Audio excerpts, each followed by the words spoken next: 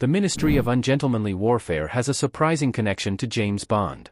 The latest Guy Ritchie film is a rollicking take on the spy genre. The plot is based on Operation Postmaster, a real-life secret operation carried out against the Nazi military during World War II. After the Germans established control over much of the Atlantic Ocean, the British military is forced to turn to a chaotic band of deadly soldiers to carry out secret operations that could turn the tide.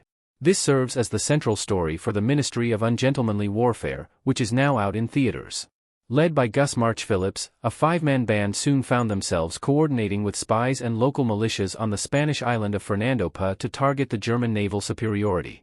The true story behind the Ministry of Ungentlemanly Warfare set up the inclusion major British military figures.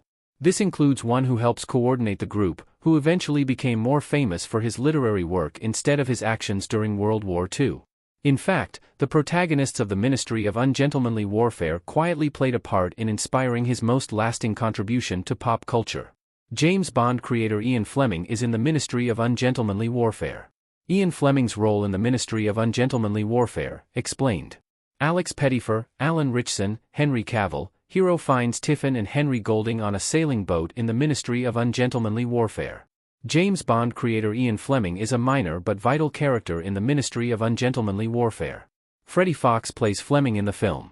He had previously appeared in another Guy Ritchie film, King Arthur, Legend of the Sword. The future author is portrayed as one of the people who helps plan for the film's central heroes and works to keep them a secret from the higher-ups in the British military. Fleming is frequently seen throughout the film alongside Brigadier Gubbins, aka M. Gubbins is portrayed as one of Winston Churchill's most dependable allies within the Special Operations Executive.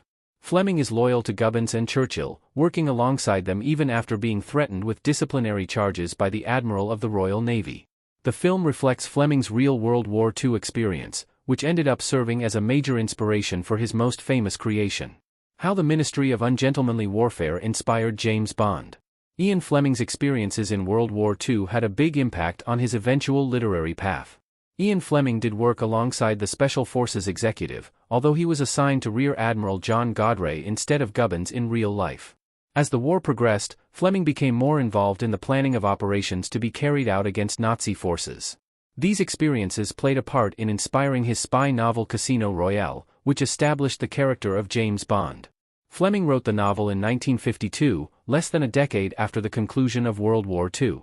As mentioned during the final moments of the film, one of the chief inspirations for James Bond was Gus March Phillips. March Phillips is played by Henry Cavill in the Ministry of Ungentlemanly Warfare, with a cool attitude and rebellious streak that draws clear comparisons to James Bond. Notably, this may even extend to Bond's famous codename of 007. As explained by Cavill during an interview with Radio Times, Gus had the codename of W01 in real life, which may have helped inspire the 00 monikers for Fleming's version of MI6. The Ministry of Ungentlemanly Warfare may be based on a true story, but the inspiration behind it also helped plant the seeds for the world's most iconic fictional secret agent.